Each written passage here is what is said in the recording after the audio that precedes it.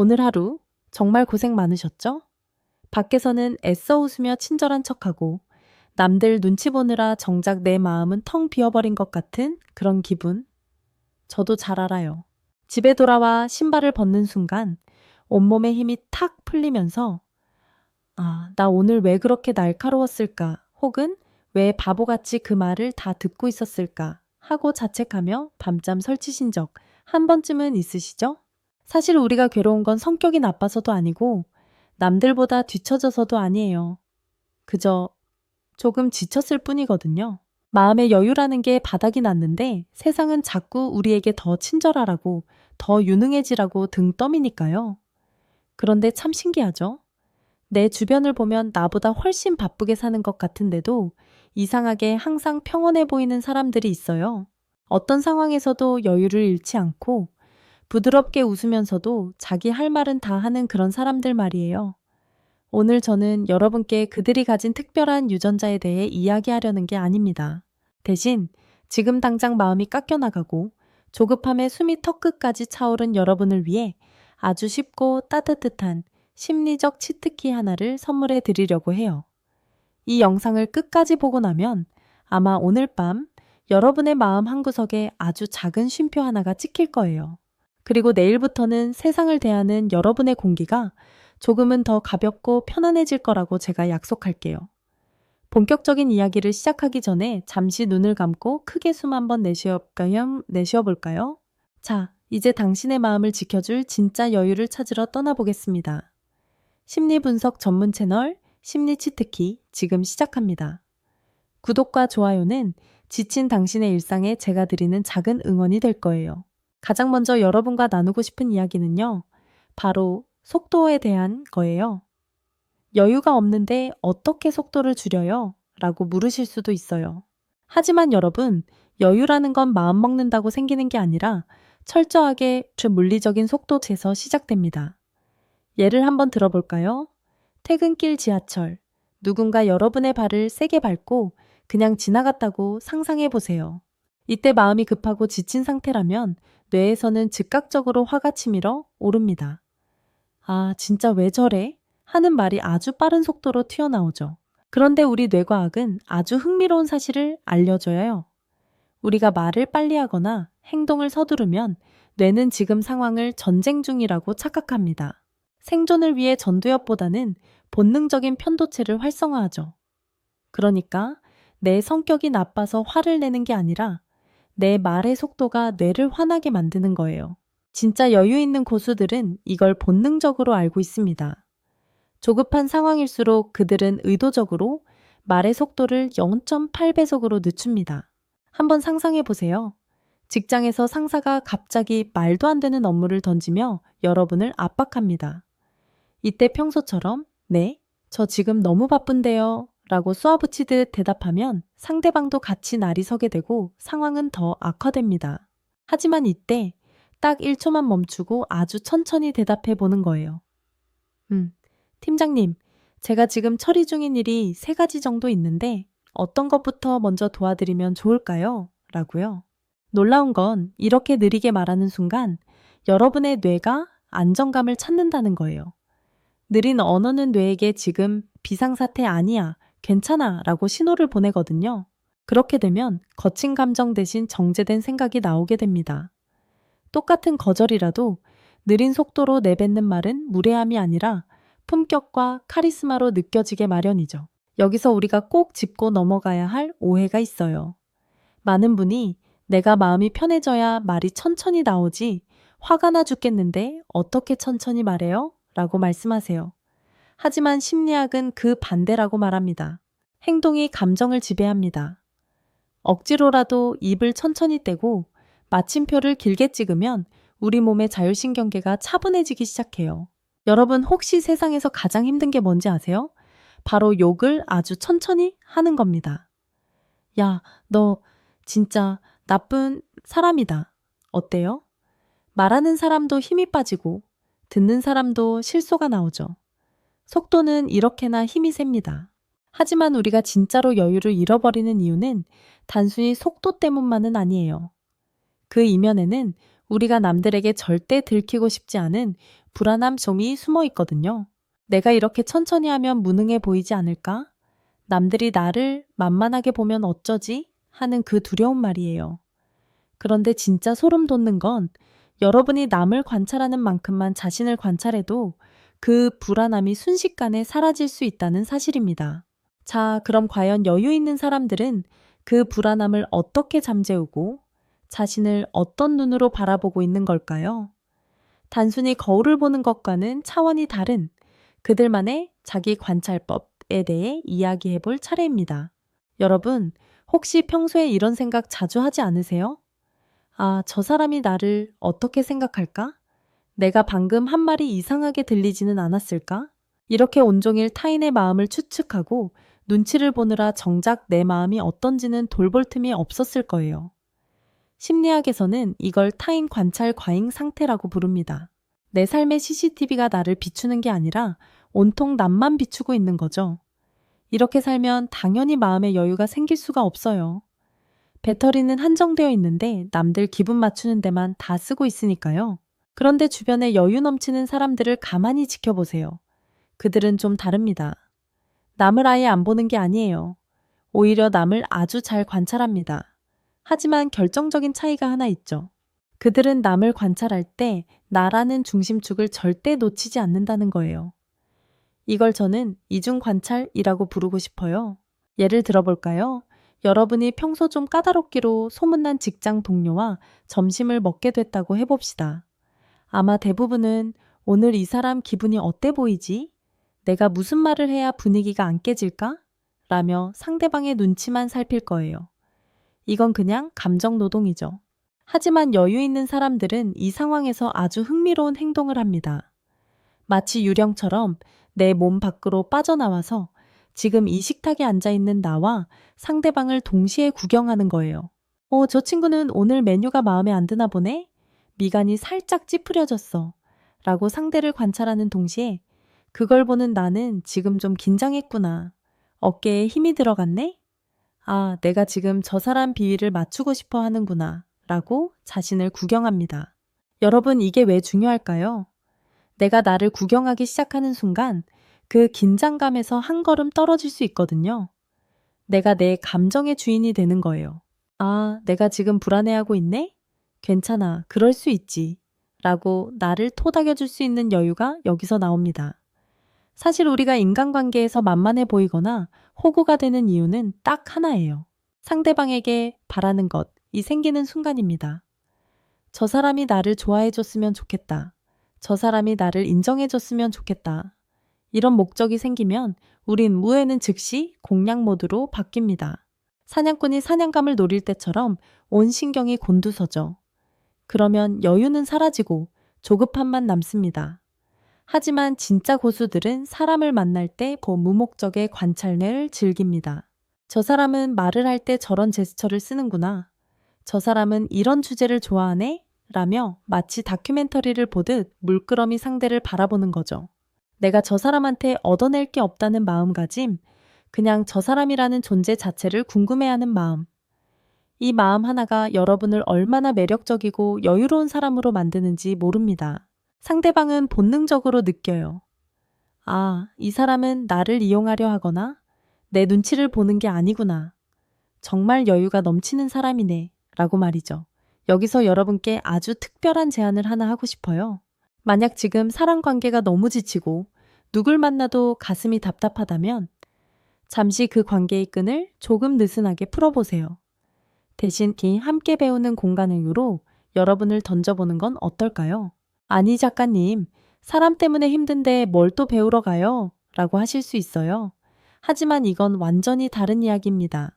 이해관계가 하나도 없는 사람들, 내가 돈을 빌려야 하는 것도 아니고 잘 보일 필요도 없는 사람들과 섞여서 무언가를 배우는 경험 말이에요. 요리도 좋고 그림도 좋고 운동도 좋습니다. 상황극을 하나 해볼까요? 여러분이 사회에서는 아주 똑똑하고 빈틈없는 커리어 우먼이라고 쳐보죠.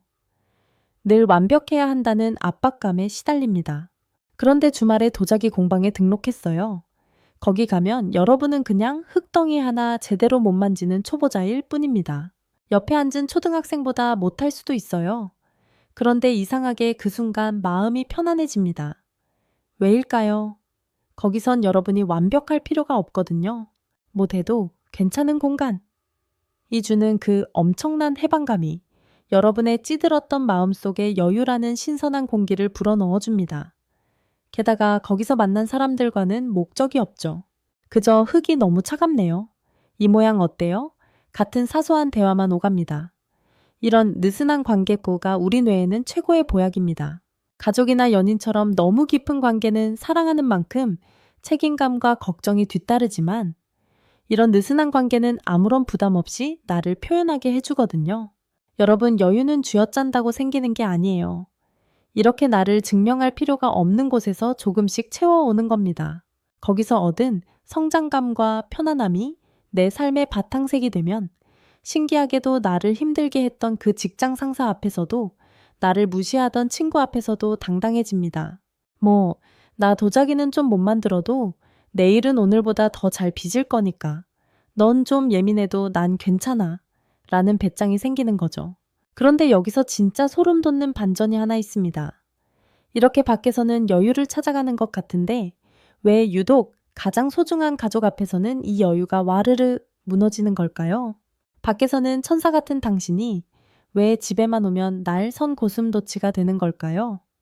그 슬픈 모순 뒤에 숨겨진 뇌과학의 비밀을 알게 되면 아마 여러분은 오늘 밤 펑펑 울게 될지도 모릅니다. 혹시 오늘 저녁에도 집에 들어가자마자 나도 모르게 짜증 섞인 목소리로 가족의 마음을 아프게 하진 않으셨나요? 밖에서는 그토록 다정하고 예의 바른 사람인데 왜 유독 문을 열고 집에만 들어가면 날카로운 가시가 돋아나는 걸까요? 나 오늘 너무 힘들었어? 나 좀 내버려둬 라는 말이 너 때문에 힘들어 라는 비수가 되어 사랑하는 사람의 가슴에 꽂힐 때 그 말을 내뱉은 우리 자신의 마음은 사실 몇 배나 더 아프고 쓰립니다. 그런데 여러분, 너무 자책하지 마세요. 이건 여러분의 인격이 부족해서가 아니라 역설적이게도 그들을 너무나 사랑하기 때문에 벌어지는 심리적 현상이거든요. 심리학적으로 보면 사랑은 곧 강한 책임감과 걱정을 의미합니다. 내 아이가 어디 가서 기죽지는 않을지, 내 부모님이 아프지는 않을지, 내 배우자가 밖에서 힘들지는 않을지, 이 간절한 마음들이 우리 뇌를 24시간 내내 비상경계 모드로 만들어버리는 거예요. 사랑하는 사람의 안위가 곧 나의 생존과 직결된다고 믿기 때문에 뇌의 방어 기제가 풀리기는커녕 오히려 풀가동되는 거죠. 밖에서는 남이니까 그럴 수도 있지 하고 넘길 일도 가족 앞에서는 너 그러면 안 돼 라고 소리치게 되는 이유가 바로 이 걱정의 무게 때문입니다. 상황극을 하나 해볼게요. 평생 자식들 뒷바라지하느라 고생하신 어머니가 있습니다. 오랜만에 집에 갔더니 어머니 무릎이 예전 같지 않아 보여요. 이때 정말 하고 싶은 말은 엄마, 무릎은 좀 어때? 너무 속상해. 이제 일 좀 그만하고 쉬어 라는 따뜻한 위로였을 거예요. 하지만 입 밖으로 나오는 말은 어떤가요? 아니, 내가 병원 가라고 몇 번을 말해. 왜 자꾸 고집을 피워? 라며 화부터 날게 되죠. 여러분, 이 화는 미움이 아니에요. 엄마가 아프면 내가 너무 무섭고 슬플 것 같다는 그 거대한 공포가 분노라는 가면을 쓰고 튀어나온 겁니다. 우리는 사랑해서 화를 내는 게 아니라 너무 사랑해서 생기는 그 압도적인 불안감을 다루는 법을 아직 배우지 못했을 뿐이에요. 그래서 저는 오늘 여러분의 그 무거운 사랑의 짐을 잠시 내려놓을 수 있는 아주 특별한 환기구를 소개해 드리려고 해요. 바로 느슨한 관계병의 마법입니다. 여유 있는 사람들의 삶을 가만히 들여다보면 그들은 가족처럼 끈끈한 관계 말고도 적당히 알고 지내는 가벼운 관계들이 참 많아요. 여행지에서 잠시 스쳐 지나간 사람, 아침마다 인사하는 경비 아저씨, 혹은 취미 활동에서 만난 이름 모를 동료들 말이죠. 심리학에서는 이런 관계를 통해 얻는 휴식을 사회적 환기라고 불러요. 이해관계도 없고 나중을 기약할 필요도 없는 사람들과 나누는 10분의 대화가 때로는 수년지기 친구와의 상담보다 더 큰 위로가 될 때가 있습니다. 왜냐하면 그들 앞에서는 내가 누구의 엄마도 누구의 자식도 아닌 그냥 나 자신으로 존재할 수 있거든요. 날씨가 참 좋네요 라는 가벼운 한마디에 담긴 그 무색무취의 평온함이 우리 뇌에 과열된 걱정, 회로를 잠시 식혀주는 겁니다. 여기서 한 걸음 더 나아가는 진짜 강력한 치트키가 하나 더 있어요. 바로 봉사입니다. 작가님, 지금 제 마음도 만신창이인데 누굴 돕나요? 라고 하실 수 있어요. 하지만 잘 들어보세요. 봉사는 단순히 착한 일을 하는 게 아니라 내 뇌에 심리적 부유함을 강제로 주입하는 가장 빠른 방법입니다. 내가 누군가를 위해 내 소중한 시간을 쪼개고 에너지를 쓰는 순간 우리 뇌는 엄청난 착각을 하기 시작해요. 와, 나 지금 남을 도울 만큼 마음이 넉넉한 사람이네. 나 꽤 괜찮은 사람이구나 라고 판단하는 거죠. 행동이 감정을 이끌어가는 겁니다. 실제로 지독한 우울감에 빠져있던 분들이 유기견 보호소에서 강아지들을 돌보거나 홀로 계신 어르신들께 도시락을 배달하며 오히려 살아갈 힘을 얻는 사례가 정말 많습니다.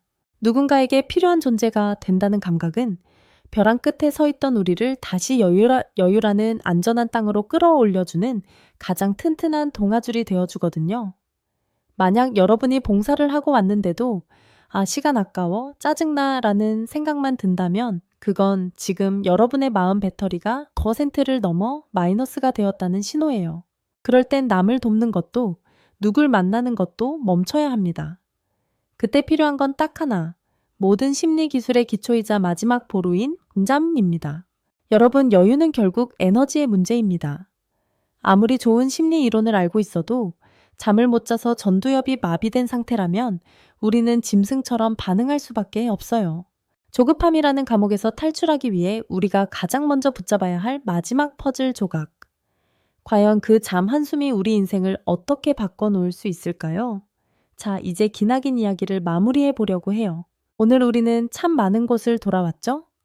내 말의 속도를 늦춰서 뇌를 진정시키는 법부터 나를 객관적으로 바라보는 관찰의 힘, 그리고 가장 소중한 사람들에게 상처 주지 않기 위해 필요한 느슨한 관계의 지혜까지 말이에요.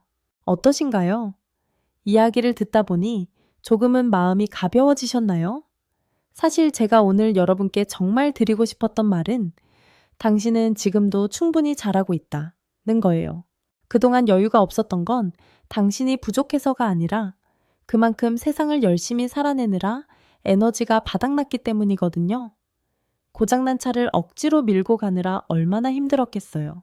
이제 여러분의 일상에 여유라는 마법을 부릴 수 있는 오늘 밤 당장 시작할 수 있는 3단계 액션 플랜을 정리해 드릴게요. 딱 이것만 기억하고 오늘 밤을 마무리해 보세요. 첫 번째, 내일 아침 눈을 뜨자마자 0.5배속의 마법을 한 번만 부려보세요. 가장 먼저 하는 말 한마디 혹은 기지개를 켜는 동작 하나를 평소보다 딱 절반만 느리게 해보는 거예요. 잘 잤다 라고 말할 때 그 마침표를 아주 천천히 찍어보세요. 그 찰나의 느림이 여러분의 뇌에 오늘 하루는 우리가 주도권을 쥐고 있어 라는 아주 강력한 신호를 보내줄 거예요. 두 번째, 나를 위한 하찮은 즐거움 하나를 허락해 주세요. 돈이 되지 않아도 좋고 생산적이지 않아도 괜찮아요. 그냥 내가 즐거우면 그만인 사소한 일 하나를 일과 중에 끼워 넣으세요. 길가에 핀 꽃이름 하나를 검색해 보거나 좋아하는 노래 한 곡을 가사 하나하나 음미하며 듣는 것. 그런 무목적의 시간이 쌓여서 여러분의 마음속에 타인이 쉽게 침범할 수 없는 튼튼한 성벽을 만들어줄 거거든요. 마지막 세 번째, 오늘 밤은 다른 생각 다 내려놓고 30분만 일찍 잠자리에 들까요? 이게 오늘 배운 모든 심리 기술 중에 가장 강력한 치트키예요. 잠은 뇌가 스스로를 치유하는 시간입니다. 오늘 하루 타인의 시선에 깎여나간 여러분의 마음을 다시 채우는 유일한 방법이죠. 잘 자야 내일 누군가의 실수를 웃으며 넘길 여유가 생기고 잘 자야 내 소중한 사람의 투정을 받아줄 넉넉함이 생깁니다. 그러니 오늘 밤은 핸드폰 잠시 멀리 두고 고생한 당신의 몸과 마음에게 숙면이라는 최고의 선물을 주세요. 여러분, 처음에 드렸던 질문 기억하시나요? 왜 누구는 태풍 속에서도 고요한 호수 같을까요? 이제 답을 아시겠죠? 그들은 태풍을 막는 사람들이 아니에요. 태풍 속에서도 자기만의 박자를 잃지 않고 잠시 쉬어갈 줄 아는 영리한 사람들인 거죠. 오늘 이 영상이 지친 당신의 마음 한구석에 작은 등불이 되었기를 바랍니다. 혹시 마음이 다시 조급해지거나 세상이 당신을 몰았을 때면 언제든 다시 찾아와 주세요. 제가 여기서 당신의 속도를 지켜주는 든든한 지원군이 되어드릴게요. 당신은 충분히 귀하고 여유로울 자격이 있는 사람입니다. 오늘 밤 누구보다 평온하고 깊은 잠 드시길 바랄게요. 지금까지 당신의 마음을 읽어주는 심리 치트키였습니다. 감사합니다.